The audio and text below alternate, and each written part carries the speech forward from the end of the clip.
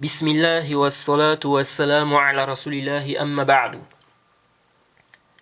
Alors un frère de Côte d'Ivoire m'a posé une question que je trouve très pertinente et très bonne. Et vu la pertinence de la question, j'ai jugé bon de répondre à cette question en faisant directement un audio, afin de faire profiter ceux qui veulent bien en tirer profit. Alors le frère dit ceci, je lis sa préoccupation dans son entièreté. Il dit, je cite, « J'ai un souci. J'ai écouté tes cours sur les paroles textuelles où tu parles de rembourser les prières manquées volontairement, dans lesquelles tu as changé d'avis sur la question. Quand tu as apporté au cours 29 les arguments de ceux qui disent qu'il ne doit pas rembourser, donc celui qui a manqué des prières volontairement,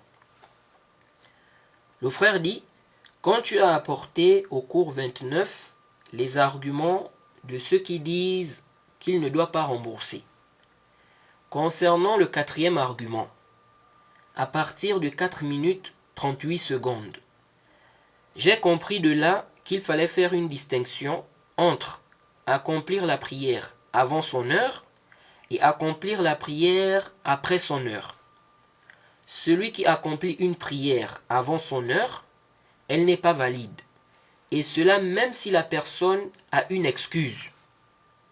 Vous voyez, quelqu'un qui accomplit par exemple la prière de Fajr avant l'heure de Fajr, la prière n'est pas valide.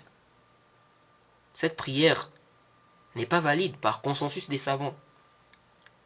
Quelqu'un qui décide d'accomplir la prière de Zuhr avant l'heure de Zuhr, la prière n'est pas valide. Jade.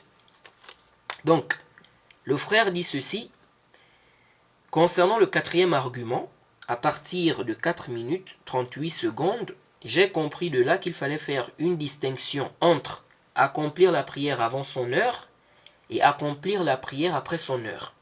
Celui qui accomplit une prière avant son heure, elle n'est pas valide, et cela même si la personne a une excuse. Par contre, celui qui accomplit la prière après son heure, sa prière est valide. Mais il a le péché de l'avoir retardée en dehors de son heure.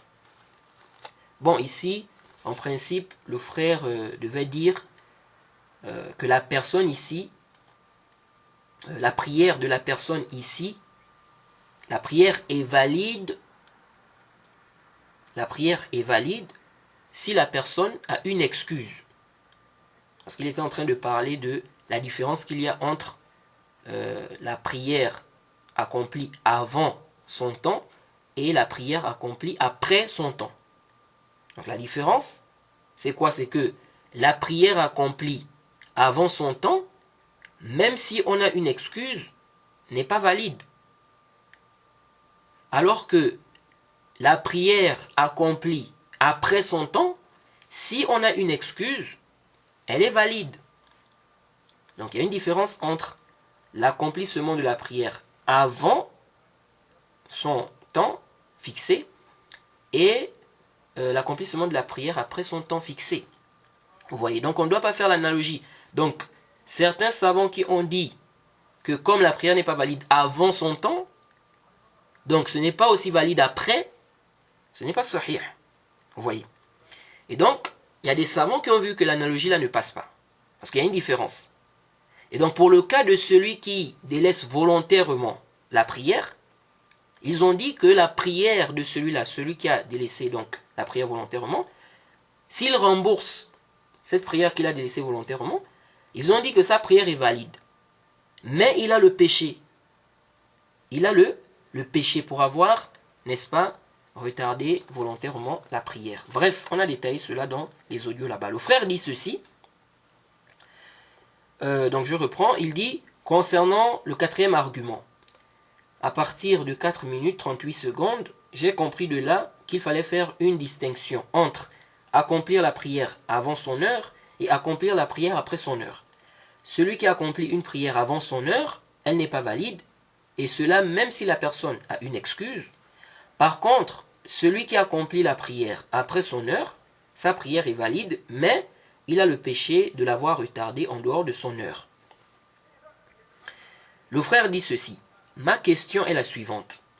Si on dit que la prière avant son heure n'est pas valide, quelle que soit l'excuse, est-ce qu'il est permis de prier dans une mosquée où certaines heures de prière sont avancées?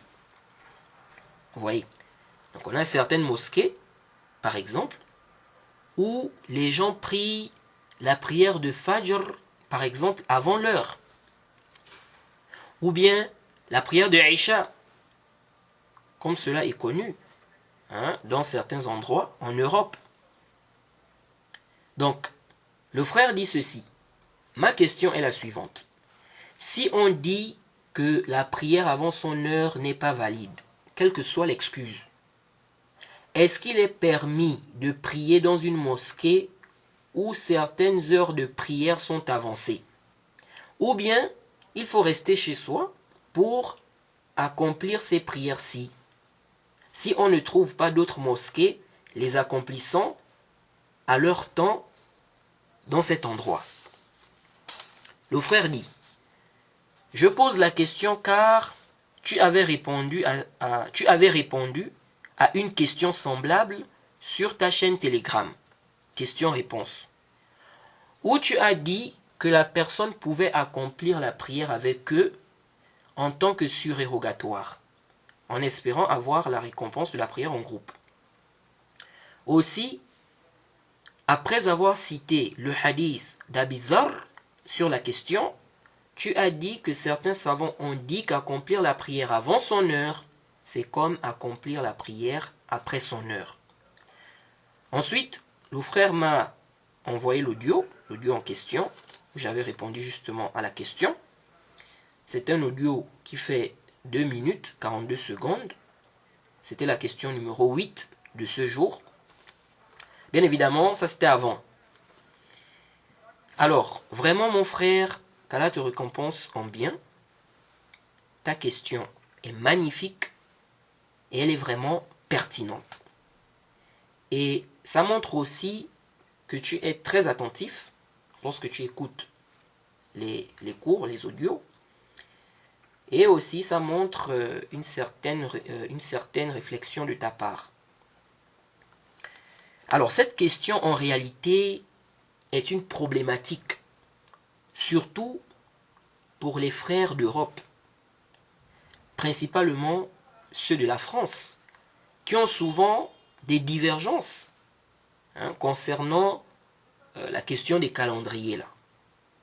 Certains estiment que certaines mosquées prient avant l'heure et d'autres estiment que non. Donc, ces mosquées-là en question ne prient pas, comment on appelle ça? Ces mosquées-là en question prient à l'heure. Donc, on a des divergences comme ça entre les frères.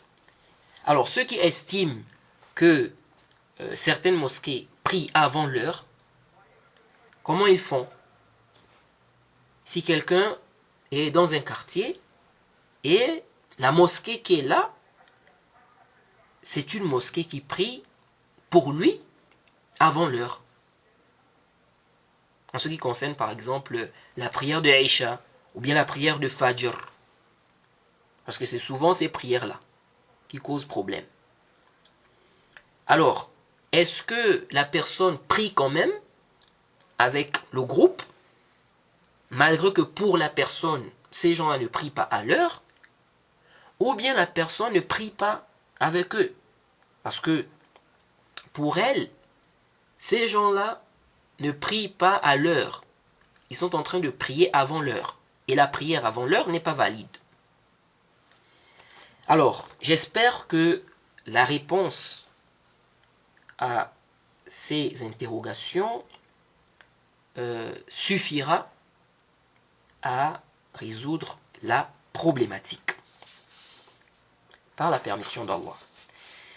Alors, le hadith d'Abi Dharr, dont le frère a fait allusion dans sa question et que j'avais cité dans l'audio, c'est celui qui est rapporté par l'imam Muslim, où le prophète dit à Abi Dharr, Kayfa anta إذا كانت عليك أمراء يؤخرون الصلاة عن وقتها أو يميتون الصلاة عن وقتها قال قلت فما تأمرني قال صل الصلاة لوقتها فإن أدركتها معهم فصل فإنها لك نافلة. C'est le hadith numéro 648 dans le Sahih Muslim. Le prophète a dit à Abi Dharr, si tu as des dirigeants qui retardent la prière de son temps, que fais-tu? Il a demandé au prophète, il a dit au prophète, que m'ordonnes-tu de faire? Le prophète lui a dit, prie la prière à son temps, à son heure. À son temps, à son heure. Et si tu trouves la prière avec eux, donc avec ceux-là qui retardent la prière de son temps, le prophète a dit, prie. Le prophète a dit quoi? Il a dit, prie. Ce sera une prière surérogatoire pour toi. Alors, certains savants ont dit, ce hadith montre bien qu'on peut prier derrière des imams qui ont retardé la prière de son temps.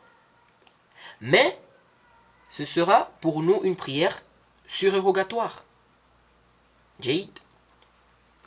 Et donc, ils ont déduit de ce hadith qu'il n'y a pas de différence entre le fait d'accomplir la prière après son temps fixé et le fait d'accomplir la prière avant son temps fixé. C'est-à-dire, pour eux, la prière, accomplir la prière après son temps fixé n'est pas valide. Jaïd, volontairement, sans excuse. Accomplir la prière aussi avant son temps fixé n'est pas valide. Accomplir la prière après son temps fixé n'est pas valide. Jaïd. Donc, comme accomplir la prière avant son temps n'est pas valide, de toute façon, qu'on ait une excuse ou pas, accomplir la prière après son temps fixé n'est pas aussi valide. Donc, ils ont dit qu'il n'y a pas de différence. Si ici, là, on a permis de prier derrière des gens qui accomplissent la prière après son temps fixé, donc ça montre qu'on peut aussi prier derrière des gens qui accomplissent la prière avant son temps fixé. Parce que accomplir la prière après son temps fixé à la base n'est pas valide. Pour eux, en tout cas. Et donc, si on a autorisé, comme accomplir la prière avant son temps fixé n'est pas aussi valide, donc on autorise aussi la prière derrière celui qui prie une prière obligatoire avant son temps fixé. Jade, j'espère que j'ai été clair. Donc, ces savants-là voient qu'il n'y a pas de différence entre accomplir la prière après son temps fixé et accomplir la prière avant son temps fixé, comme le Cheikh Al-Albani. Et donc, pour certains savants, étant donné que prier après l'heure fixée, la prière n'est pas valide, malgré cela, le prophète ici a permis de prier avec ceux-là qui ont prié. Donc, il a permis de prier avec ceux-là qui retardent la prière de son temps fixé. Et donc, alors prier avant l'heure, étant donné aussi que la prière n'est pas valide, par consensus, donc on peut aussi accomplir la prière derrière ceux-là ou celui-là qui prie avant le temps fixé, qui prie donc la prière obligatoire avant le temps fixé. Jade. Et donc, il voit qu'il n'y a pas de différence à faire ici. Alors, dans les audios, j'avais expliqué, dans les audios, l'audio 29 et l'audio 28, soit dans les deux ou bien dans l'un des deux audios, j'avais expliqué qu'il y a une différence entre prier avant l'heure et prier après l'heure. Et j'ai expliqué là-bas qu'en réalité, la différence se trouve à quel niveau déjà? Prier avant l'heure, qu'on ait une excuse ou pas, la prière n'est pas valide. Quelqu'un qui prie par exemple Fajr, avant l'heure de Fajr, qu'il ait une excuse ou pas, la prière n'est pas valide en tant que prière de Fajr. Alors que prier après l'heure fixée, si on a une excuse, la prière est valide. La prière est valide. Et je ne connais aucune divergence entre les savants sur cela. Que celui qui a une excuse valable, comme quelqu'un qui a dormi ou qui a oublié, celui-là, s'il prie même après le temps fixé, sa prière est valide. Donc on voit bien ici qu'il y a une différence. Si on a une excuse et qu'on accomplit la prière obligatoire avant son temps, comme la prière de Fajr ou bien la prière de Zuhur, quelqu'un accomplit ça avant le temps fixé, la prière n'est pas valide, même si la personne a une excuse. Alors que si la personne a une excuse et qu'elle prie la prière après son temps fixé, la prière est valide. Jade. Bref, on a détaillé cela dans les audios là-bas. Et donc, l'analogie de certains savants, donc l'analogie que certains savants font ici, en disant que comme la prière n'est pas valide avant le temps fixé, elle n'est pas aussi valide après le temps fixé. Donc pour celui qui a délaissé volontairement des prières, cette analogie-là ne tient pas. Et on a expliqué, n'est-ce pas, en détail pourquoi dans les audios là-bas. Alors, ce hadith d'Abi Dharr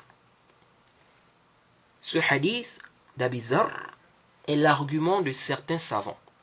Ou bien, c'est l'argument que certains savants ont cité.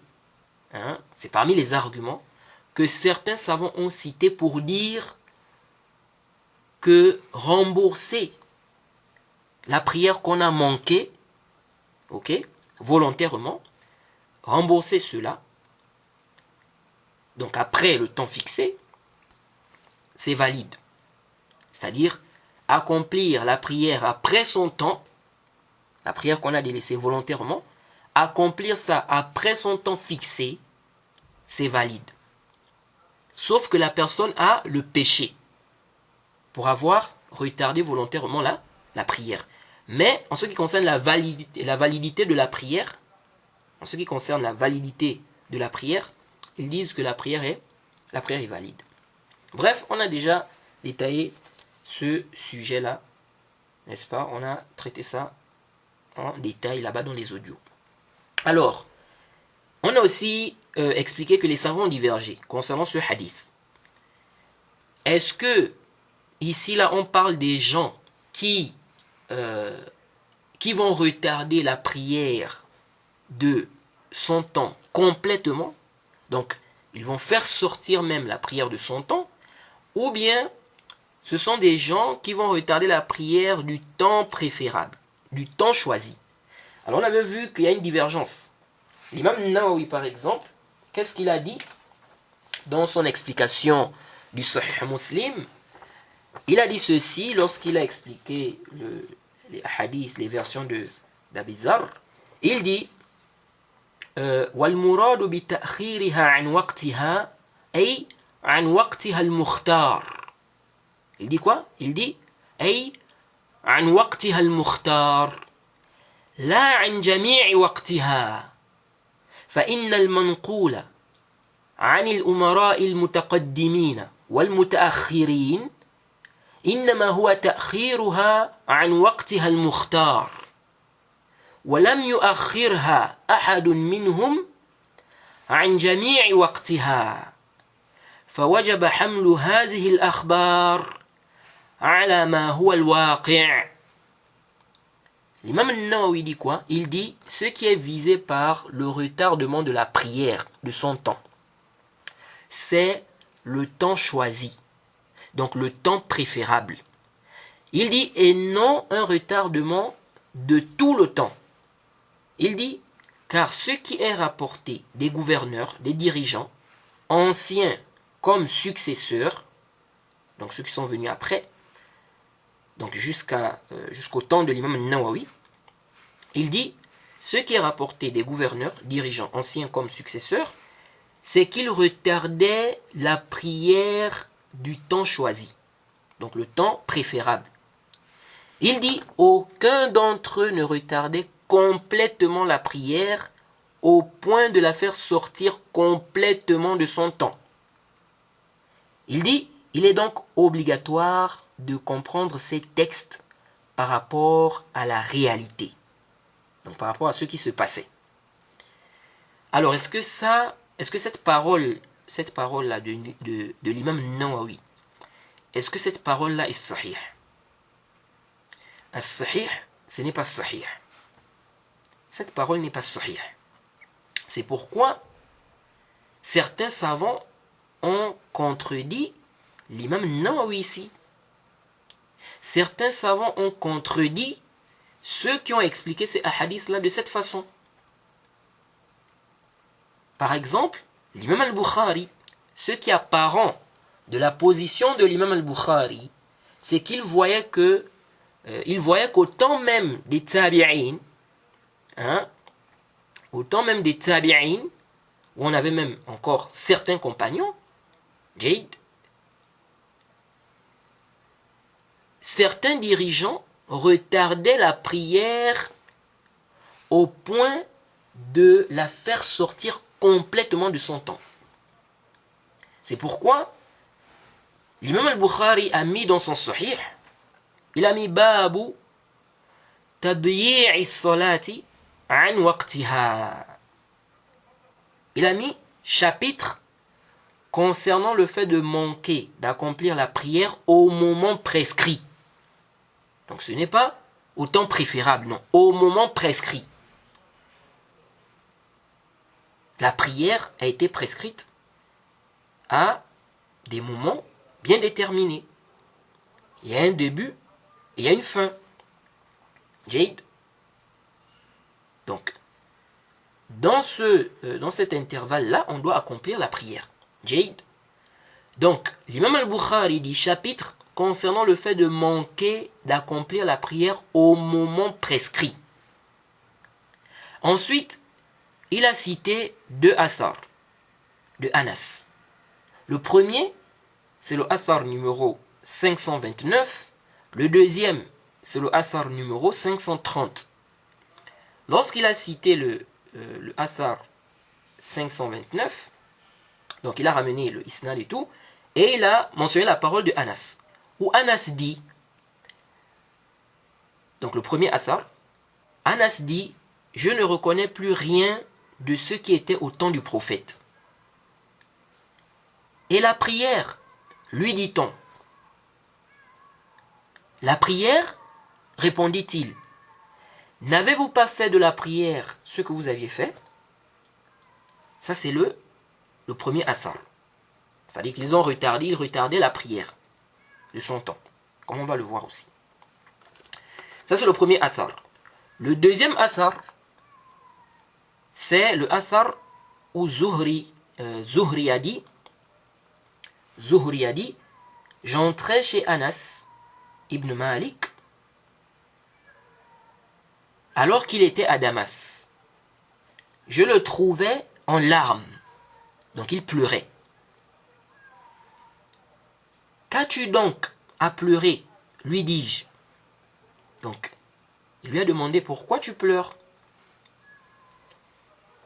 Il a dit, je ne reconnais plus rien de ce que j'ai vu autrefois. Il ne restait que la prière. Et la prière elle-même est négligée.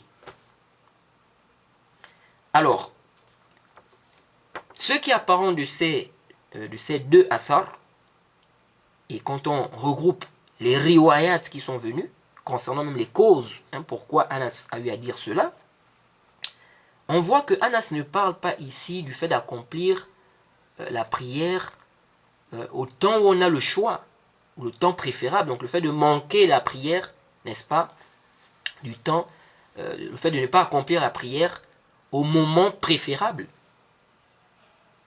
Vous voyez.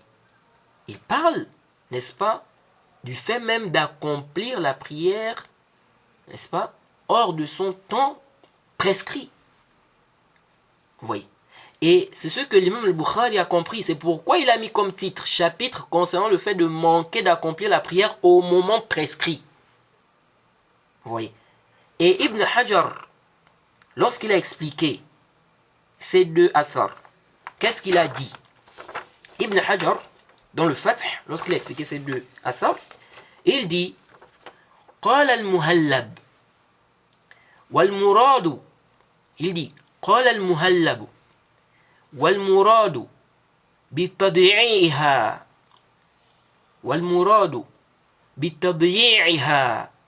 تأخير عن وقتها المستحب لا أنهم أخرجوها عن الوقت. Ibn Hajar dit كذا قال. Ibn Hajar dit quoi? Il dit كذا قال. On a déjà vu que lorsque un savant, en général, lorsque les savants disent, lorsque des savants citent les paroles d'un autre savant, et qu'ils disent après كذا قال, il faut savoir qu'il y a une réfutation qui arrive là, ou bien une objection. Et surtout Ibn Hajar. Ibn Hajar, lorsqu'il cite, n'est-ce pas, la parole d'un savant, et qu'après, il fait suivre cette parole par cette formule-là, il dit كذا قال, alors attendez-vous à une réfutation ou bien à une objection. Donc, Ibn Hajar dit كذا قال, donc c'est ce qu'il a dit, كذا قال. Il dit وتبعه جماعة وهو مع عدم مطابقته للترجمة مخالف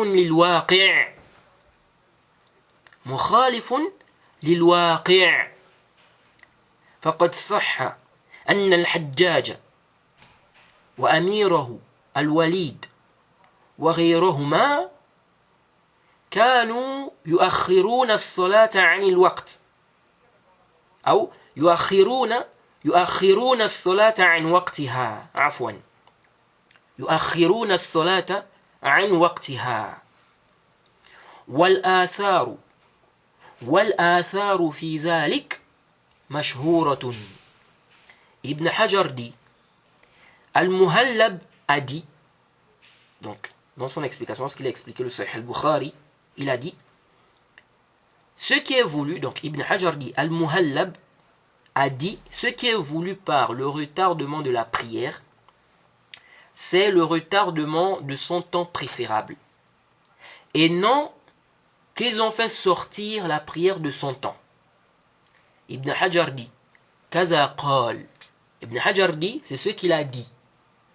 C'est ce qu'il a dit. On avait déjà vu. Lorsque Ibn Hajar dit ça, attendez-vous à une réfutation. Il dit, c'est ce qu'il a dit. Et un groupe de savants l'a suivi dans ça. Un groupe l'a suivi dans ça. Il dit, or, écoutez bien, Ibn Hajar dit, or, non seulement ça ne concorde pas avec le titre. Ibn Hajar dit quoi? Il dit, or, non seulement ça ne concorde pas avec le titre, donc le titre que l'imam al-Bukhari a mentionné, hein, il a mis quoi? Le fait de manquer d'accomplir la prière au moment prescrit. Donc, Ibn Hajar dit que cette explication-là n'est pas du tout en conformité avec le titre que l'imam al-Bukhari a mentionné. Ça ne concorde pas avec le titre, parce que dans le titre, quand on voit le titre que l'imam al-Bukhari a mentionné, il ne parle pas du fait de manquer d'accomplir la prière, n'est-ce pas, au moment préférable. Il parle du moment prescrit. Donc, Ibn Hajar dit, or, non seulement ça ne concorde pas avec le titre, en plus de cela, ça contredit la réalité. Vous voyez, Ibn Hajar dit, en plus de cela, ça contredit la réalité. Donc il dit, وهو مع عدم مطابقته للترجمة جيد مخالف للواقع. Ça contredit la réalité. Alors que qu'est-ce que l'imam Nawawi a dit? L'imam Nawawi a dit, il a dit, فَوَجَبَ حَمْلُ هَذِهِ الْأَخْبَارِ عَلَى مَا هُوَ الْوَاقِعِ. Il a dit, il est obligatoire de comprendre ces textes. Donc quand il a parlé des riwayat de Abi Dharr, du hadith d'Abi Dharr, il a dit, il est obligatoire de comprendre ces textes par rapport à la réalité. C'est quoi la réalité pour l'imam Nawawi? C'est qu'aucun d'entre les dirigeants ne retardait complètement la prière au point de la faire sortir complètement de son temps. Donc, qu'il s'agisse des gouverneurs, des dirigeants, donc anciens comme successeurs. Donc jusqu'au temps de l'imam Nawawi. Mais on voit bien par rapport au titre de l'imam al-Bukhari qu'il voyait qu'il y a des dirigeants qui retardaient même la prière au point de la faire sortir de son temps prescrit. Par rapport au titre qu'il a mentionné et les athar qu'il a cités. Et Ibn Hajar également voit qu'il y a eu des dirigeants, qui faisaient sortir la prière de son temps complètement. C'est pourquoi ici là il a apporté une objection à la parole de Al-Muhallab. Vous voyez. Et il explique que cette parole n'est pas du tout, elle ne concorde pas, n'est-ce pas, elle n'est pas en conformité avec le titre même que l'imam al-Bukhari a mentionné. En plus, il dit ça contredit la réalité. Donc, comment l'imam Nawawi nous dit qu'on doit obligatoirement comprendre ces textes par rapport à la réalité, et quelle est cette réalité-là? C'est qu'il n'y a aucun dirigeant qui retardait la prière complètement, c'est-à-dire au point de la faire sortir complètement de son temps. Alors que Ibn Hajar dit, ça contredit la réalité. C'est-à-dire le fait de dire qu'on parle du retardement, n'est-ce pas, de la prière, n'est-ce pas, de son temps préférable. Et ici on parle bien de quelque chose qui s'est passé au temps où Anas était encore vivant. Donc comment on va dire qu'aucun dirigeant, ancien comme successeur, donc vous voyez bien que ici Ibn Hajar a vu que la réalité est tout autre. La réalité, ce n'est pas qu'aucun dirigeant ne retardait complètement la prière au point de faire sortir la prière de son temps. Mais la réalité, c'est plutôt le contraire. On a eu des dirigeants qui ont retardé complètement la prière au point de la faire sortir de son temps, complètement. Donc il dit,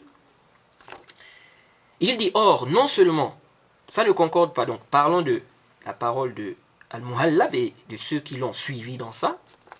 Il dit, or, non seulement ça ne concorde pas avec le titre, donc le titre qui a été mentionné par l'imam al-Bukhari, il dit, en plus de cela, ça contredit la réalité.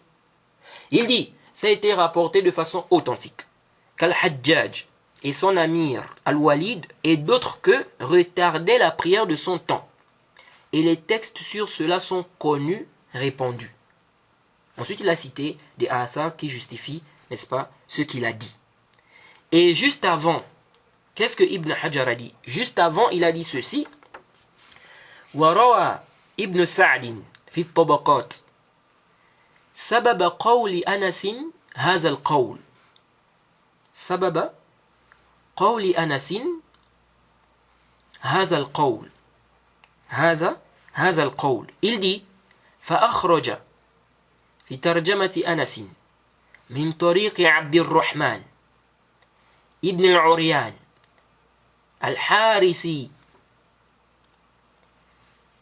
سمعت ثابتا البناني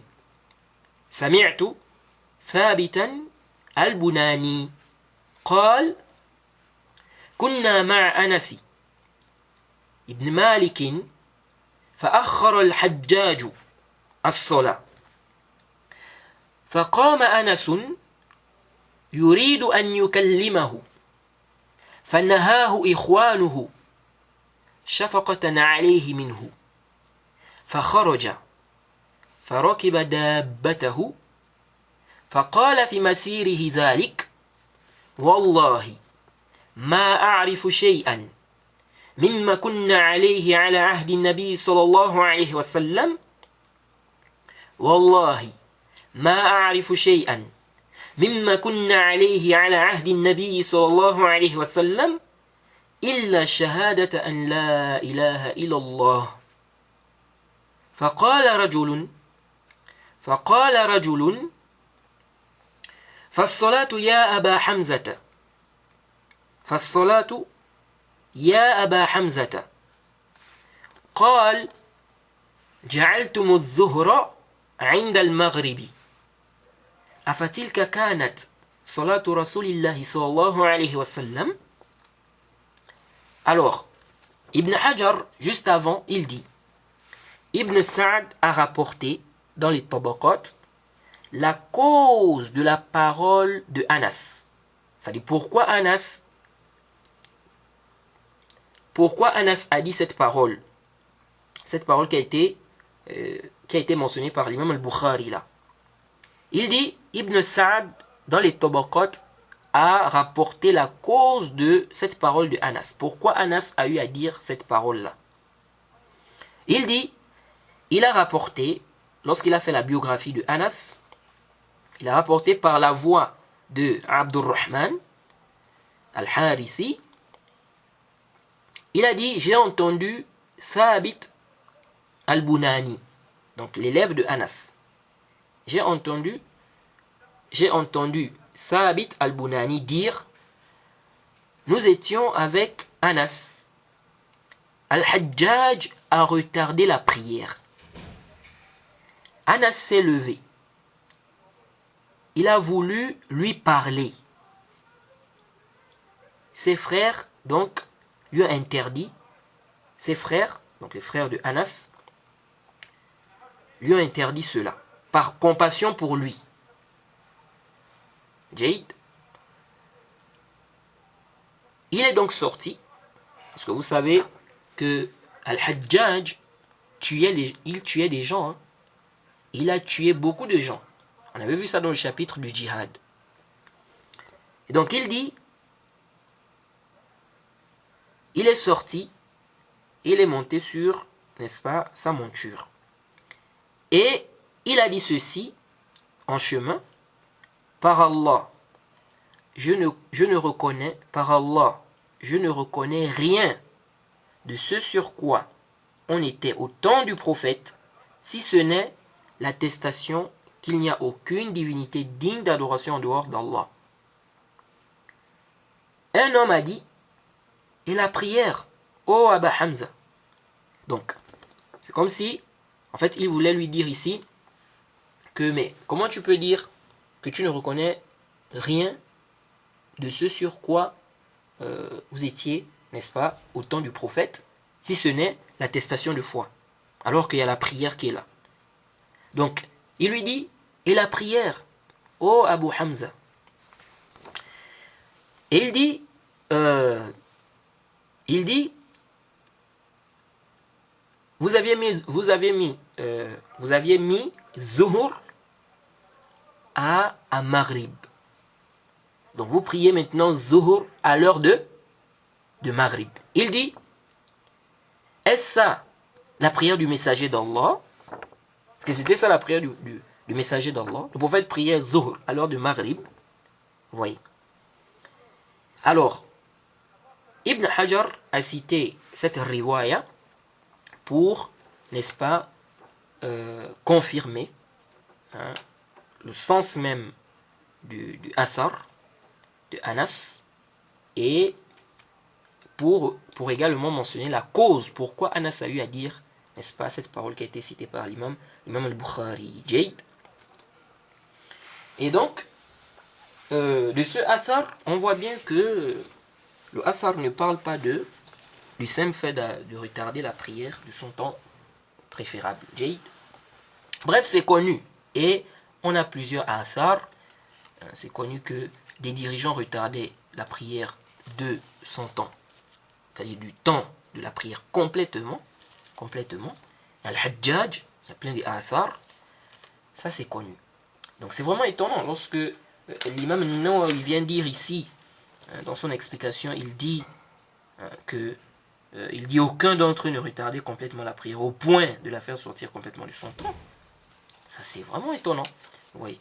C'est pourquoi Ibn Hajar ici dit que ça contredit, le fait de dire même ça, ça contredit la réalité. Ça contredit la réalité. Vous voyez. Là, on est à l'époque on est au temps des tabi'in. Et à une époque où on a même encore certains compagnons. Certains compagnons sont toujours là. Vous voyez. Certains compagnons sont toujours là. Vous voyez. Donc on peut dire à la fin de l'époque des compagnons et à une époque des tabi'in. Vous voyez. Donc, on voit bien ici que des dirigeants ont retardé, n'est-ce pas, la prière de son temps fixé. Et c'est ce qui est apparent de la position de l'imam al-Bukhari, qui voyait qu'il y a eu des dirigeants qui retardaient bel et bien la prière, n'est-ce pas, retardaient la prière au point de la faire sortir de son temps fixé. Par rapport au titre qu'il a mentionné et aux deux athars de Anas qu'il a cités. Quand on revient même, n'est-ce pas, quand on regroupe les riwayats de ces deux athars-là, on comprend clairement, n'est-ce pas, la cause de la parole de Anas. Jayd.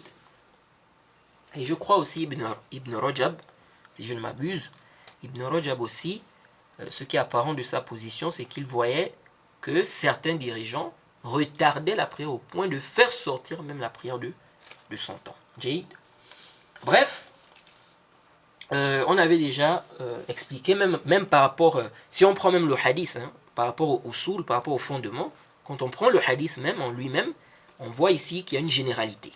Donc venir restreindre le hadith en disant non, ici là, c'est le retardement de la prière du temps qui est préférable, où il est préférable d'accomplir la prière, ça ne tient pas par rapport même au qawa'id de usul, et on avait expliqué ça dans les audios. Alors maintenant, il y a un ishkal. Maintenant, il y a un ishkal, il y a un problème. Si on dit que prier avant l'heure, la prière est invalide par consensus, Jayd, comment certains savants vont dire encore qu'on prie derrière des gens qui prient avant l'heure? Qu'on prie par exemple le fajr derrière des gens qui ne prient pas le fajr à l'heure. Ils prient le fajr avant l'heure. Comment on va prier derrière eux alors que prier avant l'heure, la prière n'est pas valide? Et donc si on estime que ces gens-là prient avant l'heure, donc en principe, pour nous, leur prière n'est pas valide. Alors comment on va prier derrière eux? Jayd. Alors, Arju an tantabihu huna. Je demande votre attention ici.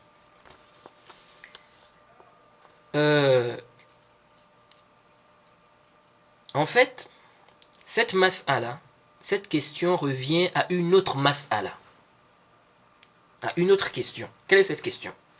Si la prière est annulée, car il manque une chose qui est une condition de validité de la prière obligatoire, ou un pilier, mais pas pour la prière surérogatoire. Est-ce que cette prière se transforme en une prière surérogatoire? Exemple, faire le premier takbir, le takbir d'ouverture. Faire ce takbir-là debout, c'est un pilier pour la prière obligatoire. C'est un pilier pour la prière obligatoire, par consensus. Par contre, en ce qui concerne la prière surérogatoire, ce n'est pas du tout un pilier. On peut faire le takbir d'ouverture, le premier takbir, assis. La prière surérogatoire est valide. Jayd. Donc celui qui fait le premier takbir, le takbir d'ouverture, dans la prière obligatoire, debout, Jayd, celui qui fait ça debout, sa prière est valide. Celui qui fait ça assis, donc le premier takbir, celui qui fait le premier takbir assis dans la prière obligatoire, Jayd, sans excuse valable, sa prière n'est pas valide en tant que prière obligatoire. Par contre, dans la prière surérogatoire, celui qui fait le premier takbir assis, sa prière est valide. Sa prière est valide. Jade. Parce que faire le premier takbir, debout, bien prier, on va dire, prier même. Prier une prière surrogatoire. Debout n'est pas une condition pour que la prière surrogatoire soit valide. On peut prier une prière surrogatoire assis. Jade. Donc quand je parle de validité ici, bien évidemment, c'est avec tout ce qui suit aussi comme autres piliers, conditions, etc.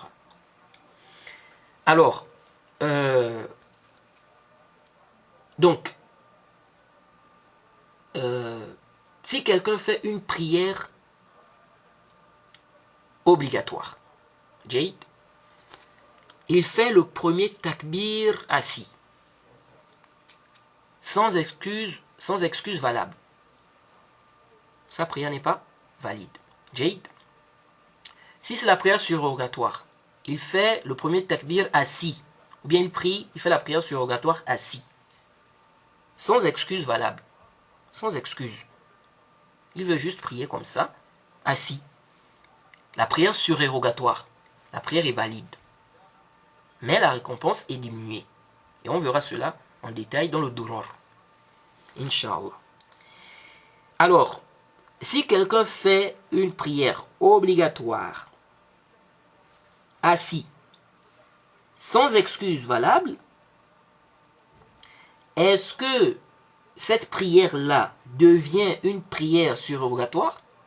Est-ce qu'on va dire que cette prière est nulle en tant que prière obligatoire, mais elle se transforme en prière surrogatoire? De même, celui qui prie avant l'heure, celui qui prie la prière obligatoire avant l'heure, est-ce qu'on va dire, il a réuni toutes les conditions, tous les piliers de la prière, les obligations, tout ça, tout est réuni, sauf qu'il accomplit la prière obligatoire avant son heure. Jade. Alors, la prière là n'est pas valide,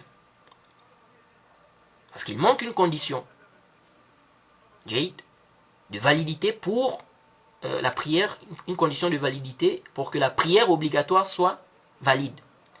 Donc ici là, il est en train d'accomplir cette prière obligatoire avant le temps fixé, et donc la prière là n'est pas valide. Mais maintenant, est-ce qu'on va dire que cette prière est donc considérée comme une prière surrogatoire, donc elle se transforme en prière surrogatoire? Parce que prier une prière surrogatoire, ce n'est pas une condition qu'on soit dans la prière obligatoire, dans le temps de la prière obligatoire. Jade. Alors ici, il y a une divergence. On a des savants qui disent que la prière, si quelqu'un fait par exemple le premier takbir, assis, ou bien il prie, n'est-ce pas? Il prie la prière obligatoire assis. Ok? Certains savants disent que cette prière-là, elle est nulle en tant que prière obligatoire, et elle ne se transforme pas en prière surrogatoire. Bien évidemment, ça c'est la position, donc on va commencer par, commençons par l'autre position d'abord. La première position, c'est la position des savants qui ont dit que la prière se transforme en prière surrogatoire. La prière se transforme en prière surrogatoire. Bien évidemment avec des divergences entre eux. Ensuite, on a, j'ai dit des savants, mais non, c'est la position d'un savant. Ensuite, on a l'élève de l'imam Abu Hanifa. Donc, on a un groupe de savants.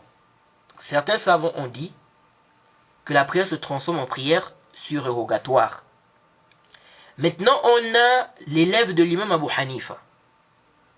Donc, au départ, j'avais dit, certains savants ont dit, mais c'est la position d'un savant, en tout cas à ma connaissance. L'élève de l'imam Abu Hanifa. Qu'est-ce qu'il dit? Il dit, donc il s'appelle Mohamed ibn Hassan, il dit que la prière obligatoire, si la prière obligatoire s'annule,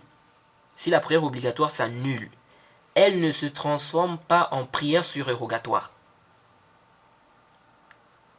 Elle ne se transforme pas en prière surérogatoire. Et cela de manière absolue. Et c'est quoi son argument en réalité? C'est que si quelqu'un fait le premier takbir pour la prière obligatoire, assis, sa prière est nulle. Car son intention, c'est la prière obligatoire. Or, parmi les conditions ou les piliers, il faut faire ce takbir-là debout. Donc, si son obligation est nulle, pourtant il a pris l'intention de cette obligation, de cette prière obligatoire, alors elle ne peut pas devenir surérogatoire car il n'a même pas pris l'intention de la prière surérogatoire. Donc, a fortiori, ça aussi c'est nul. Donc, si là où il a même pris l'intention est nul, alors là où il n'a pas pris l'intention, a fortiori c'est nul. Vous voyez, et le prophète a dit, wa innama likulli imri'in ma nawa. Vous voyez, et chaque personne a pour elle ce qu'elle a eu comme intention. Et il a fait le takbir là pour la prière obligatoire là. Donc si cette prière obligatoire est annulée, alors le takbir pour lequel il a fait cette prière là aussi s'annule. Et donc, pas de prière surérogatoire car pas de takbir valide. Car pas de takbir valide. Et d'autres savants ont dit, non, la prière se transforme automatiquement en prière surérogatoire. C'est le premier avis qu'on a cité. Vous voyez. Et intabihuhuna, pardon. Intabihuhuna. Là, on parle d'une chose qui est considérée comme un pilier ou une condition pour la prière obligatoire et non pour la prière surérogatoire. C'est-à-dire, on parle ici de l'annulation de la prière à cause d'un manque ou bien à cause du manquement d'un pilier ou une condition pour la prière obligatoire, pas pour la prière surérogatoire. Ça veut dire quoi? C'est la chose qui manque là, sur laquelle on s'est basé pour rendre caduque ou nulle la prière obligatoire de la personne, cette chose-là n'est pas une condition ou bien un pilier pour la prière surérogatoire. Donc c'est ça la mas'ala ici. Là on ne parle pas d'une chose qui est une condition ou bien un pilier pour la prière obligatoire et pour la prière surérogatoire. Par exemple, la lecture de la Fatiha. La lecture de la Fatiha est un pilier, ça fait partie des piliers de la prière. Qu'on soit dans la prière surérogatoire ou la prière obligatoire. Jade, une prière où on n'a pas lu la Fatiha, à la base, elle est nulle. Jade, le prophète a dit, la salata liman lam yaqra bi fatihatil kitab. Jade, la salata liman lam yaqra bi fatihatil kitab. Il n'y a pas de prière pour celui qui n'a pas lu la Fatiha. Jade. Et on avait déjà détaillé cela dans le Durar. Donc il y a des tafasil aussi par rapport à cela. Alors bref, celui-là qui ne lit pas donc la Fatiha, sa prière est nulle. Jade, on ne dit pas ici que ça va se transformer en prière surérogatoire. Parce que même dans la prière surérogatoire, il faut lire la Fatiha. Jade, ou bien ou bien les ablutions, voilà. Voilà encore un exemple. Les ablutions, c'est une condition de validité de la prière. Qu'on soit dans une prière surérogatoire ou une prière obligatoire. Donc quelqu'un qui n'a pas fait les ablutions, il prie comme ça, sans ablution, sa prière est nulle. Ici on ne dit pas que la prière va devenir une prière surérogatoire. Parce que les ablutions sont une condition de validité de la prière, que ce soit la prière surérogatoire ou la prière obligatoire. Donc il faut bien cerner. La question ici concerne le cas d'une chose qui manque. Mais cette chose-là est un pilier ou bien une condition de validité, n'est-ce pas? C'est une condition de validité de la prière obligatoire et non de la prière surérogatoire. Si cette chose-là manque, on dit la prière obligatoire là est nulle. Maintenant, est-ce que cette prière-là devient une prière surérogatoire? C'est compté comme étant une prière surérogatoire, oui ou non? C'est ça la mas'ala. Parce que la chose en question n'est pas une condition de validité pour une prière surérogatoire. J'espère que j'ai été clair. Donc je disais tantôt que certains savants ont dit que ici la prière devient une prière surérogatoire. Jaïd, lèche, pourquoi? Des savants disent que lorsqu'on veut accomplir une prière, on a deux intentions. Il faut deux intentions. Comme a dit l'imam Nawawi dans Rawdatu Talibin. Il dit ça dans Rawdatu Talibin à la page 226. Il fait comprendre qu'il faut l'intention de l'acte de la prière afin de la différencier, afin de différencier cela des autres actes d'adoration, comme le jeûne, l'invocation ou autre. Ensuite, il faut l'intention de la prière obligatoire précise qu'on veut accomplir, qu'on veut effectuer. Donc, Zuhur, Asr, etc. Jayd. Et donc, celui qui se lève pour prier, une prière en général, il a ces deux intentions-là. Donc, il y a d'abord l'intention de base. Donc, il veut ici accomplir la prière. Jayd. Ce but-là, qui permet de distinguer, de différencier entre ce qu'il veut accomplir, donc cette adoration qu'il veut accomplir, et d'autres adorations, comme le jeûne, etc. Ensuite, il y a l'intention de la prière précise, parce que la prière, il y a beaucoup. C'est-à-dire, on a des prières, on a la prière de Zuhur, la prière de Asr, la prière de Maghrib, la prière de Isha.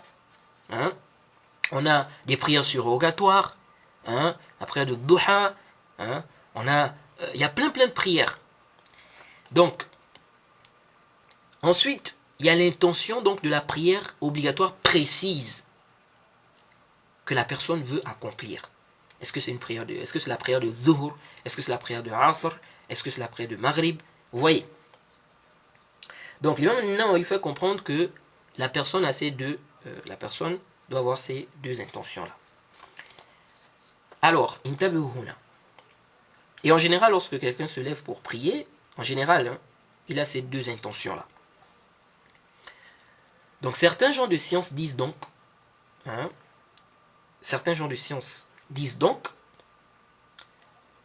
que ça veut dire que lorsque tu fais le premier takbir, tu as ces deux intentions-là.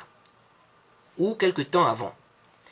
Si la prière obligatoire s'annule, il reste l'intention de la prière de manière absolue, qu'ils appellent mutlaq as-salah. Jayd.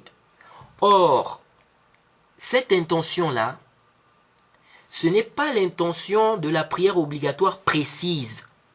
C'est l'intention d'accomplir la prière de manière absolue, afin de différencier cet acte-là d'autres actes. Vous voyez, prier debout n'est pas une condition pour que le takbir soit valide pour la prière surérogatoire. Donc si sa prière sa prière obligatoire, s'il accomplit la prière obligatoire assis, ok, sa prière là s'annule à cause d'une chose qui manque, qui est un pilier pour que la prière obligatoire soit valide. Mais pas un pilier pour que la prière surérogatoire soit valide. Et donc, cette prière devient surérogatoire. Plus que la chose qui fait en sorte qu'on annule sa prière obligatoire n'est pas du tout une condition ou bien un pilier pour la validité de la prière surérogatoire. Car l'annulation de la prière obligatoire n'implique pas l'annulation de la mutlaq as-salat, donc de la base de la prière, qui a une intention à part, qui est donc la prière de manière générale, de manière absolue, pour la différencier des autres actes d'adoration comme le jeûne, le hajj, etc. Et donc, la prière prend le jugement d'une prière surérogatoire pour ces savants-là. Même si la personne n'avait pas pris l'intention précise de la prière surérogatoire. Car il a quand même pris l'intention d'accomplir la prière de manière absolue. Et cela suffit pour valider une prière surérogatoire absolue, qui n'est pas précise. Parce que les prières surrogatoires, on a des prières surrogatoires précises. Et il y a des prières surrogatoires comme ça, de manière absolue. Par exemple, si on dit la prière de Duha. La prière de Duha, ici, c'est une prière surrogatoire précise. Vous voyez. Mais quelqu'un peut venir à la mosquée comme ça, la personne décide, par exemple, de faire des prières surrogatoires. Par exemple, le jour du Jumu'ah. Vous voyez.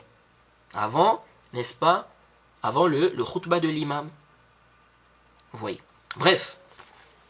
Donc, l'argument de Mohammed ibn Hassan, stipulant que si là où il a pris l'intention s'annule, alors là où il n'a même pas pris l'intention a fortiori, ça doit s'annuler. Par rapport à l'argumentaire de ces savants-là, ça ne passe pas. Car pour eux, il a pris l'intention ici. Il a pris l'intention. Il y a deux intentions.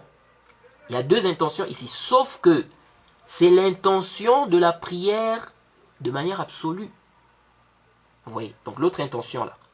Donc, l'annulation de la prière, où il y a l'intention de la prière obligatoire précise, n'implique pas l'annulation de la base de la prière, où il y a l'intention de la prière de manière absolue. Je ne sais pas si je me fais comprendre. Donc, pour annuler ici cela, il faut prouver que la chose sur laquelle on s'est basé pour juger de l'annulation de cette prière est aussi une condition ou un pilier pour la prière surérogatoire.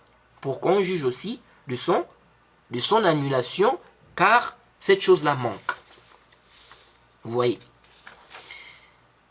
Sans ça, donc pour eux, l'annulation de la prière obligatoire, à cause de l'absence d'une chose qui n'est pas une condition ou un pilier, ou bien, on va dire, sans ça pour eux, l'annulation de la prière obligatoire à cause de l'absence d'une chose qui n'est une condition ou un pilier que pour la prière obligatoire, n'implique pas l'annulation de la prière dont cette chose n'est pas une condition ou un pilier pour sa validité.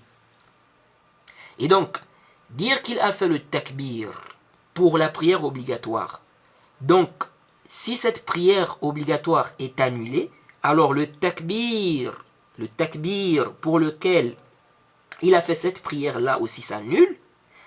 La réponse à cela, pour ces savants-là, est que le takbir n'a pas été fait uniquement avec l'intention de la prière obligatoire précise, mais avec l'intention de la prière aussi de manière absolue. Mutlaq as-salat. Donc, on ne peut pas l'annuler, n'est-ce pas? Alors, on ne peut pas annuler aussi le deuxième, ou bien on va dire pour les deux en fait. On peut pas l'annuler pour les deux. Jade. On ne peut pas l'annuler pour les deux. Vous voyez. Donc on va juste annuler pour la prière obligatoire. Mais pas pour le cas d'une prière surérogatoire. Vous voyez. Et pour eux, le hadith, n'est-ce pas? Le hadith innama likulli imri'in ma nawa, innama likulli imri'in ma nawa. Donc le hadith où le prophète dit, et chaque personne pour elle, ou chaque personne a pour elle ce qu'elle a eu comme intention, pour eux en fait ça ne s'oppose pas à leur position, car ils disent que la personne a eu deux intentions. Le but d'accomplir, donc il y a eu deux buts. le but d'accomplir la prière en tant qu'adoration, afin de différencier, n'est-ce pas, cette adoration d'autres adorations comme la zakat, le jeûne, etc. Jayd, le hajj. Et l'intention d'accomplir maintenant une prière obligatoire précise, qui est la prière de Zuhr, ou bien la prière de Asr, ou bien la prière de Maghrib, etc. Vous voyez. Et c'est la même divergence en fait concernant celui qui prie avant l'heure par ignorance. On rapporte des 4 imams qu'ils disent que la prière devient une prière surrogatoire. Cette prière se transforme en une prière surérogatoire. Contrairement à Mohammed ibn Hassan, qui lui voit que non, la prière est nulle. Vous voyez. Donc, prier avant l'heure. Prier une prière obligatoire avant son heure fixée. Est-ce une condition? C'est-à-dire, ici, l'heure de la prière fixée. On va plutôt dire l'heure de la prière fixée. Ok? Pour une prière obligatoire. Est-ce une condition de validité pour une prière surérogatoire? Donc, si ce n'est pas une condition, celui qui va donc accomplir la prière obligatoire avant son temps fixé, Jayd, sa prière n'est pas valide. Jayd, en tant que prière obligatoire, elle n'est pas valide en tant que prière obligatoire. Jayd, maintenant, est-ce que cette prière se transforme en une prière surérogatoire? Est-ce que cette prière est considérée quand même, elle est quand même considérée, mais pas comme étant une prière obligatoire, donc c'est pas valide en tant que prière obligatoire, mais est-ce que cette prière est valide en tant que prière surérogatoire? Ici, pour certains savants, oui. Jayd. Et donc, pour ces savants-là, il n'y a aucun ishkal si quelqu'un accomplit la prière derrière une personne comme ça. Derrière une personne qui est en train de prier une prière obligatoire avant son temps. Parce que la prière de cette personne est une prière surrogatoire. Elle est considérée comme, c'est-à-dire elle est valide en tant que prière surrogatoire. Pas en tant que prière surérogatoire, pas en tant que prière obligatoire. Or, prier une prière, n'est-ce pas, surrogatoire derrière quelqu'un qui prie une prière surrogatoire, c'est valide. Vous voyez ça? Donc je ne sais pas si j'ai été clair. Donc, si la prière de ceux qui prient avant l'heure est nulle, elle est nulle en tant que prière obligatoire. Et je crois même que dans les audios là, j'avais utilisé cette expression là. La prière est nulle en tant que prière obligatoire. Vous voyez? C'est-à-dire que ce n'est pas compté comme une prière obligatoire. Parce que la prière obligatoire, n'est-ce pas, est valide une fois le temps de cette prière-là est déjà rentré. Mais si le temps n'est même pas du tout rentré, toi tu viens, tu pries cette prière obligatoire-là, ce n'est pas valide. Ce n'est pas valide. Jayd. Sauf dans le cas où on regroupe les prières. Jayd. Et quelles sont ces prières-là? Zuhr et Asr, Maghrib et Isha. Jayd. Mais ça doit être dans l'une des prières, dans l'une des heures, n'est-ce pas, des deux prières. Quelqu'un ne va pas par exemple prier Zuhr et Asr, il fait le jama' de Zuhr et Asr avant Zuhr. C'est pas valide. C'est pas valide. Jayd. Donc il faut qu'on soit au temps de Zuhr ou au temps de Asr. De même, celui qui fait le jama' de Maghrib et Aïcha, il doit faire cela, soit au temps de Maghrib ou bien au temps de Aïcha. Quelqu'un ne peut pas, par exemple, quelqu'un ne peut pas dire non, je prie Maghrib et Aïcha à l'heure de Zuhr. Ça ne passe pas. Jayd. Alors,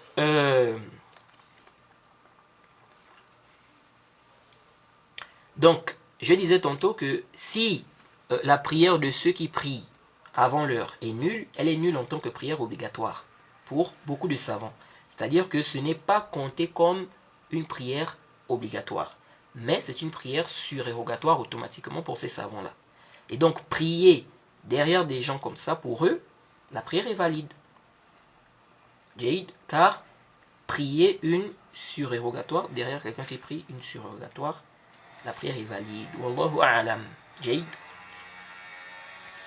Après, il peut encore rester la question du ta'wil, hein, de l'interprétation et tout ça. Bon, ceux qui prient avant l'heure, hein, il y en a qui ils estiment, hein, qu'ils sont dans l'heure.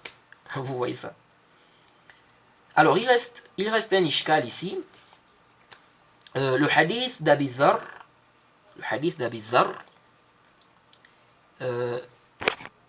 bon, la question est, on est déjà à 1h et quelques.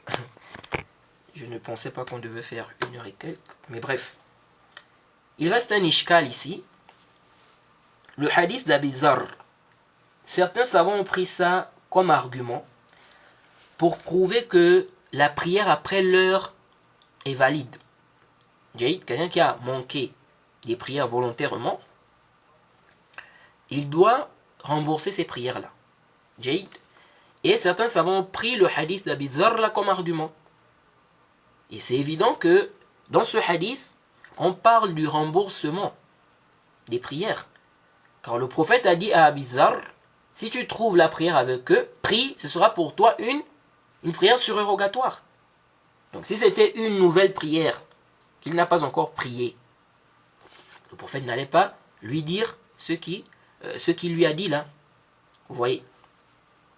Après lui avoir dit de prier à l'heure. Vous voyez. Donc le prophète faisait allusion ici à leur accomplissement de la prière en tant que remboursement. Et c'est clair. D'ailleurs, c'est venu dans une version de Muslim, Nasa'i.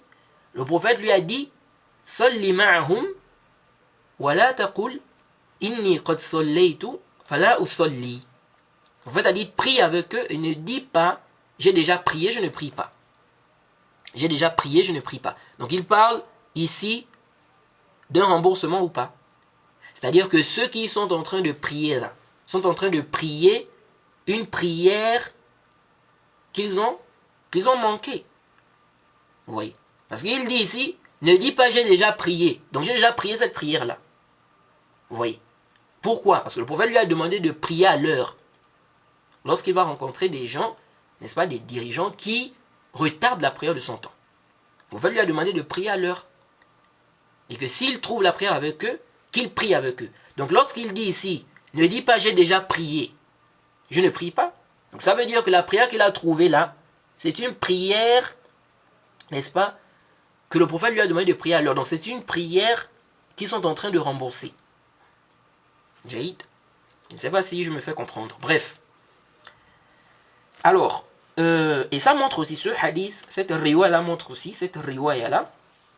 aussi qu'on ne doit pas montrer la contradiction comme ça. Contredire, n'est-ce pas, les imams comme ça.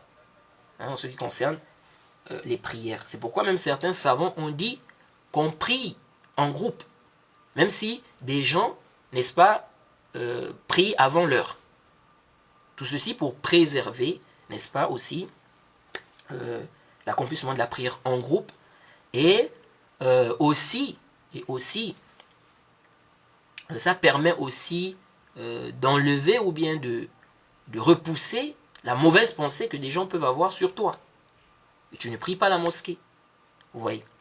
Ça peut aussi enlever, n'est-ce pas, cette mauvaise pensée-là. Que des gens peuvent se faire des idées et tout ça. Et ça te permet aussi de toujours rester avec le groupe, de, comment dirais-je, de ne pas t'isoler et aussi de ne pas, comment dirais-je, de ne pas perdre comment on appelle, cet engouement de la prière en groupe. Parce que quelqu'un qui prie à chaque fois, par exemple, chez lui, il se peut qu'après, bon, ils prennent, comment dirais-je ça, ils s'habituent maintenant à prier chez lui comme ça. Bref. Donc, ici, le prophète lui a dit, ne dis pas j'ai déjà prié. Et je ne prie pas, donc je ne prie pas avec eux. Alors, le hadith est clair. Mais où se trouve l'ishkal? L'ishkal, par rapport à ce qu'on a expliqué, quelqu'un peut apporter une objection. Quelqu'un peut dire, la prière de ceux-là, de ces dirigeants-là, n'est pas valide en tant que prière obligatoire. Jaïd. n'est pas valide en tant que prière obligatoire. Et donc, quelqu'un peut dire, le prophète lui a demandé de prier derrière eux, pas parce que leur prière obligatoire là est valide. Leur prière, n'est-ce pas, qu'ils sont en train de rembourser. Jade, pas parce que leur prière là est valide en tant que prière obligatoire, mais parce qu'elle est devenue surérogatoire. Et parce qu'elle est devenue surérogatoire. Naam, c'est une objection, mais ça nécessite un dalil, ça nécessite une preuve. Car c'est basé sur le principe, c'est basé sur le principe que la prière accomplie après son temps n'est pas valide. Or, c'est après son temps fixé. Or, c'est justement là le débat. C'est justement là le débat. Est-ce que la prière, n'est-ce pas, accomplie après son temps n'est pas valide? C'est justement là le débat. Donc là, on parle de quelqu'un qui a retardé, n'est-ce pas, la prière volontairement. Est-ce qu'il peut rembourser? Est-ce que, ici, là, s'il rembourse, c'est valide? C'est justement ça le débat. C'est-à-dire, est-ce qu'on va dire que, ici, s'il rembourse, c'est valide, mais il a le péché? Ou bien on va dire, non, même s'il rembourse, ce n'est pas valide. C'est justement ça le débat. Donc, venir dire ici que non, le prophète lui a dit de prier parce que leur prière là, en tant que prière obligatoire, n'était pas valide, mais cette prière est devenue une prière surérogatoire, ça nécessite un dalil. Ça nécessite un dalil. Ce qui est apparent, c'est qu'ils étaient en train de rembourser la prière, n'est-ce pas, oui, les prières qu'ils ont. Quand le prophète dit ici de prier, c'est parce qu'ils sont en train de rembourser, n'est-ce pas, ce qui est apparent, ils sont en train de rembourser ce qu'ils ont manqué. Donc ils sont en train de prier en fait la prière obligatoire dans un temps qui n'est pas son temps. Ils ont retardé la prière. Jade. Donc ce qui est apparent, leur prière est valide, car le prophète ici autorise de prier derrière eux. Jade. Leur prière est valide. Maintenant dire que la prière n'est pas valide, parce que si la prière n'est pas valide, si la prière est nulle complètement, Jade, le prophète ne devait pas autoriser de prier derrière quelqu'un, sa prière est invalide. Jade.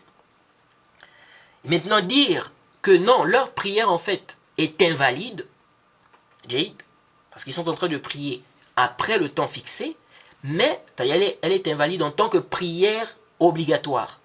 Mais c'est une prière surrogatoire. Donc c'est pourquoi le prophète a autorisé. Nous disons ça nécessite un dalil. Ça nécessite un dalil, une preuve qui justifie ça. Ce n'est pas ce qui est apparent du texte. Wallahu a'lam.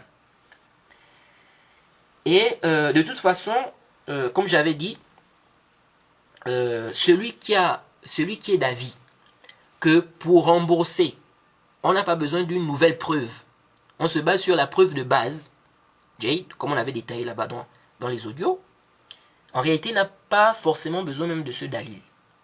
Parce que pour lui, le dalil qui montre l'obligation de la prière ou de telle ou telle prière, Jade, c'est ce même dalil-là qui montre que la personne doit accomplir ça. Parce que ça reste, c'est une dette en fait.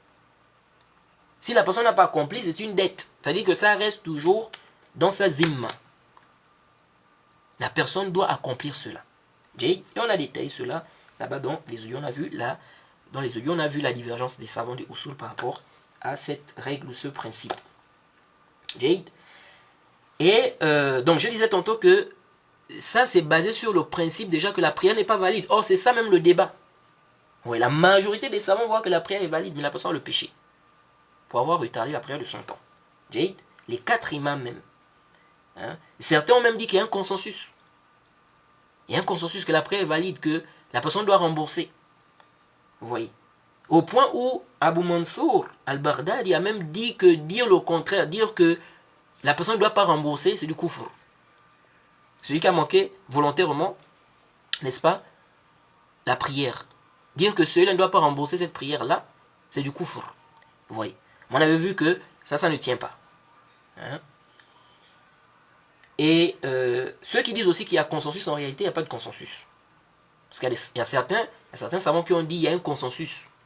Que celui qui a manqué des prières volontairement, n'est-ce pas, il doit rembourser ces prières-là.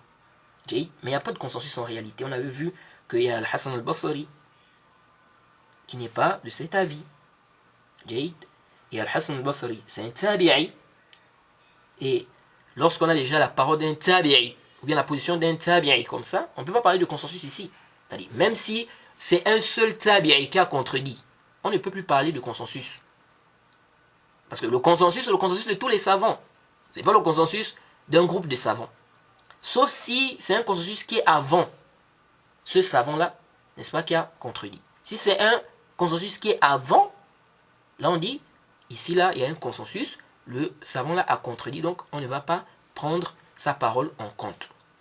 Jaïd, c'est-à-dire pour venir, n'est-ce pas, annuler le consensus.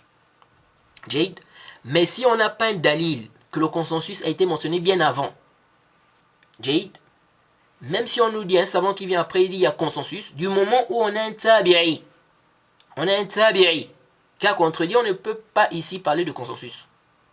On ne peut pas parler ici de consensus. Vous voyez?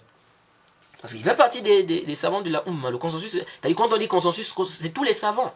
Quand on dit consensus, c'est tous les savants. C'est pas juste la majorité, non. Jade. Et celui qui est seul peut être sur la vérité même. Hein? Et oui. Vous voyez, c'est pourquoi je me rappelle lorsque Ibn Qudama, lorsqu'il a parlé de la question de... J'avais déjà parlé de cette question. La question de l'héritage. Hein? La mère, lorsqu'on a par exemple, quelqu'un est mort, une femme est morte par exemple, elle a laissé son mari, son père et sa mère. Est-ce qu'on donne à la mère le tiers de tous les biens, ou bien le tiers de ceux qui restent? Il y a une divergence. Mais qu'est-ce que Ibn Qudama a dit? Il a dit, l'argument est du côté d'Ibn Abbas. Si ce n'était pas le consensus des compagnons, c'est-à-dire que les compagnons, n'est-ce pas, était unanime, n'est-ce pas, que on ne doit pas lui donner, n'est-ce pas, le tiers de tous les biens. Vous voyez, il a dit que ce n'était pas ce consensus-là. Il dit, mais sinon l'argument est du côté d'Ibn Abbas. Vous voyez. Mais cette parole d'Ibn Qudama là, fihi nazar. Parce que, comment on va parler de consensus alors qu'on a ce grand compagnon qui est Ibn Abbas, ce grand savant de la Ummah? On ne peut pas parler de consensus. Comment un consensus des compagnons alors qu'il y a Ibn Abbas qui a contredit? On ne parle pas ici de consensus. On ne peut pas parler de consensus. Il n'y a pas de consensus. Vous voyez. Donc, qu'est-ce qu'il a dit? C'est juste pour dire que celui qui est seul peut être sur la vérité. Ce n'est pas une condition que... Comment on appelle ça? Quand on parle du haqq, ce n'est pas une condition que la majorité des gens suivent le haqq. Là. Donc, Ibn Qudama a dit l'argument est du côté d'Ibn Abbas. Si ce n'était pas le consensus des compagnons. Mais nous disons, il n'y a pas de consensus. Comment il va avoir le consensus des compagnons? Ibn Abbas a contredit. Vous voyez. Donc c'est comme ça. Donc, ce qu'on regarde, ce sont les preuves. Le prophète a dit, il y a des prophètes qui viendront Yawm al-Qiyamah, un prophète qui va venir Yawm al-Qiyamah, personne ne l'a suivi. Personne. Mais il était sur le haqq. Vous voyez. Donc le haqq, c'est le haqq, ça reste haqq. Jade. Qu'une seule personne suive cela ou pas, ça reste le haqq. Jade. Donc on ne va pas dire non, c'est le haqq parce que la majorité, non. Et ceux qui sont en erreur ne sont pas forcément dans un péché. Ça aussi, c'est très important de comprendre ça. Des gens peuvent, n'est-ce pas, être en erreur, mais ils sont excusés. Ils ont cru que c'était ça la vérité, ils ont fait des efforts pour trouver la vérité, ils ont cru que c'était ça, ils sont excusés. Mais la position sur laquelle ils sont là, ce n'est pas la position qui est vraie. C'est-à-dire, auprès d'Allah, cette position-là n'est pas juste, ce n'est pas vrai. Mais ils ont une excuse. La vérité se trouve du côté de celui qui est seul là. C'est lui qui est sur la vérité. Vous voyez ça? Donc ça, n'est-ce pas, c'est possible. Bref, c'est juste pour dire que parler de consensus sur cette question-là, vraiment, comme on avait dit, ça ne tient pas vraiment, tu vois. Donc on a Al-Hassan al-Basri, Jade. On a Abu Bakr al-Humaydi. C'est vrai que entre Al-Hassan al-Basri et Abu Bakr al-Humaydi, on a près de, je crois, 100 ans comme ça, si je ne m'abuse. On a le Cheikh al-Islam ibn Taymiyyah, ibn Rajab, ibn Hazm, tu vois. Donc déjà ici, Bon, déjà, même quand on regarde, déjà, si on a déjà Al-Hassan al-Basri, on peut parler de consensus. Parce que quelqu'un peut dire, oui, bon, ceux-là sont venus un peu après, mais on a quand même Al-Hassan al-Basri, qui fait partie des tabi'in. Vous voyez. Donc, ceux-là ne sont pas d'avis qu'on doit rembourser. Donc, parler de consensus ici, c'est difficile. Bon, il y a certains qui ont essayé de dire, non, il y a même des compagnons aussi qui sont de cet avis, qu'on ne rembourse pas. Mais ça, c'est pas sahih. Ça, ce n'est pas sahih, comme expliqué Ibn Abd al-Barr, hein, ce que même Ibn Hazm a cité, on ne comprend pas de ces propos-là, n'est-ce pas, cette position qu'il a adoptée, Jade. Bref, donc on a déjà détaillé cette question, on ne va plus revenir sur cela. Et le hadith d'Abi Dharr, certains savants ont aussi pris ça comme argument pour dire que celui qui délaisse sa prière n'est pas kafir. Le hadith d'Abi Dharr. Pourquoi? Parce que dans ce hadith, on voit bien qu'ils ont retardé la prière. Ils ont retardé la prière. Malgré ça, le prophète, puisque le prophète parle ici des gens qui vont retarder la prière de son temps. Et malgré ça, le prophète dit à Abi Dharr de prier derrière eux. Quand même. Il lui a dit de prier à l'heure, ok? Maintenant, s'il trouve la prière avec eux, il prie avec eux. Ce sera une prière surrogatoire pour lui. Et ça montre même que il y a des savants qui ont vu que le hadith là, on doit comprendre ça dans son sens apparent, qu'ils ont retardé réellement la prière de son temps. Jade. Parce que l'imam Mohammed ibn Nasr, dans son livre Ta'zim Qadr as-Salah, il mentionne ça comme argument des savants qui n'ont pas rendu mécréant celui qui délaisse sa prière. Vous voyez. Parce que ici là, on voit bien, parce que s'ils étaient mécréants, si cela était devenu mécréant, ça est le fait de, parce qu'ils ont retardé la prière de son temps. Donc s'ils retardaient la prière, c'est-à-dire prier, c'est-à-dire délaisser la prière volontairement, jusqu'à ce que le temps passe complètement. Si ça rendait la personne mécréante, le prophète Mohammed sallallahu alayhi wa sallam n'allait pas demander à Abi Dharr de prier derrière des gens comme ça. Parce que la prière du mécréant, elle n'est pas valide. On ne peut même pas dire que ça se transforme en prière surrogatoire. Parce que ce n'est pas valide, il est mécréant. Est-ce que vous suivez? Sauf que Ibn Nasr a apporté une réfutation ici. Alors, bien évidemment, on a vu déjà que ce hadith d'Abi Dharr, ça parle des gens qui retardent la prière de son temps complètement. C'est général en fait. C'est général.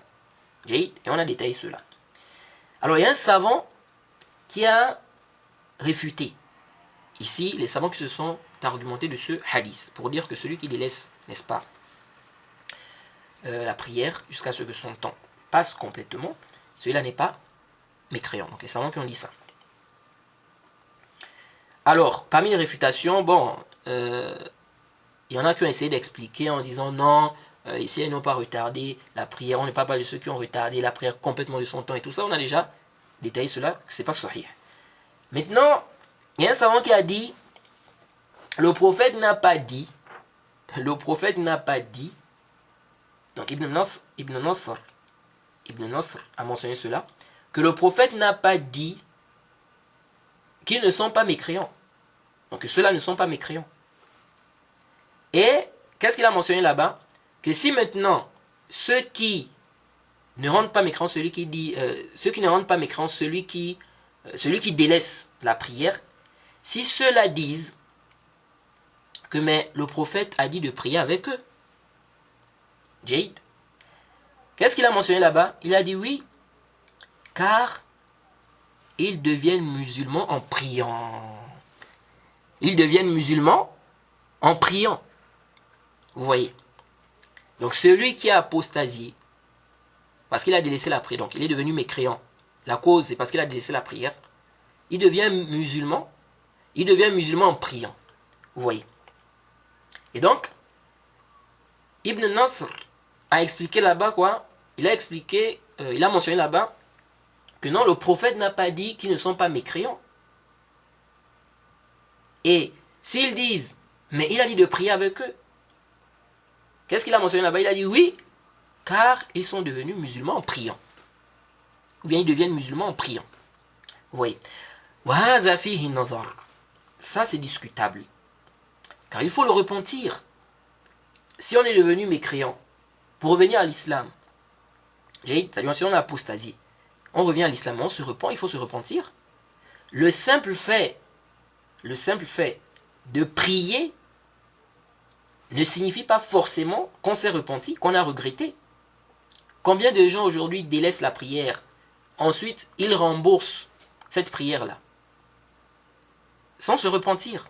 Il y a des gens même qui regroupent, ils vont regrouper les 5 prières à la maison. Pas de regret, pas de repentir. Ils regroupent toutes les 5 prières. Surtout ceux-là il y a des gens qui travaillent là. Ils n'accomplissent pas la prière au temps fixé. Ils arrivent à la maison, ils regroupent les 5 prières. Ils font une jama. Pour certains savants, toutes les prières que tu es en train d'accomplir là ne sont pas valides. Vous voyez ça? Vraiment, les gens, vraiment, on ne doit pas blaguer avec la prière. Il ne faut pas jouer avec la prière.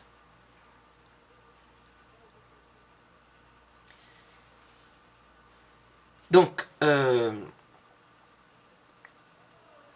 il faut se repentir. Il faut se repentir. Le simple fait de prier sans se repentir, ça ne suffit pas. Il faut se repentir. Il faut se repentir. Jade. Wallahu a'lam. Et Allah est le plus savant.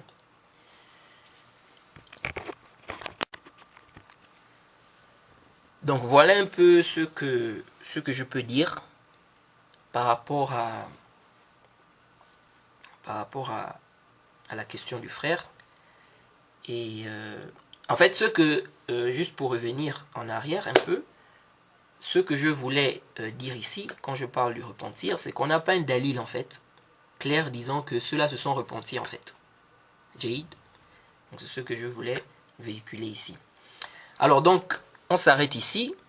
J'espère que la réponse à la préoccupation du frère permettra à beaucoup de cerner la problématique évoquée et de résoudre aussi cette problématique et de mieux la comprendre.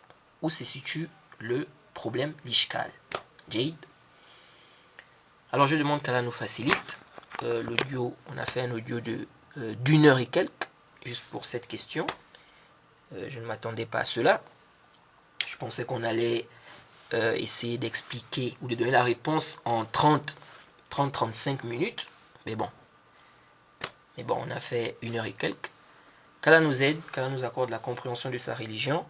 Wa subhanaka Allahumma bihamdik. Wa ashhadu an la ilaha illa anta astaghfiruka wa atubu ilayk.